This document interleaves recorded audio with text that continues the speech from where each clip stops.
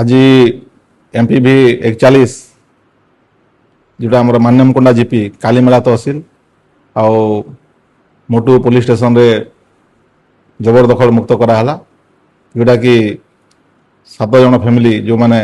Encouragement करते सरकारी जगह जोटा कि प्राथमिक विद्यालय अच्छी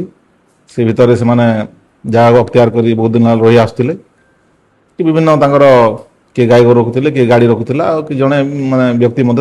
जड़े महिला रोते जार कि लयली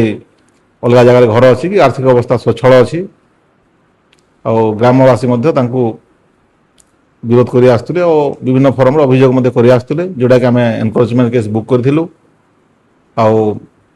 आज ताकू जबरदखल हटागला आमर जोटा पुलिस फोर्स एक्जिक्यूटिव मजिस्ट्रेट समस्ते प्रेजेंस रे तांको आमे जो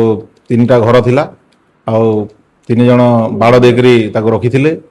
आ गोटे पोखरी मध्य थिला सेटा को जबरदखल मुक्त कराला ता सहित अन्यान्य जो आमर एनकरेजमेंट केस अच्छी सेगुड़ा को मध्य आमे नोटिस देइछु और ताको प्रोग्राम मध्य रखिछु आगो को जो माने जबरदखल करिसंती तांको मध्य जबरदखल मुक्त करा हबो घर करथिले तांको से घर को आम भंगा जीव और आम गवर्नमेंट अधीन को अणाजिव। मम्मा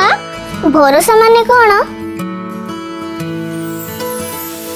पात्र इलेक्ट्रोनिक्स संपर्क एक भरोसार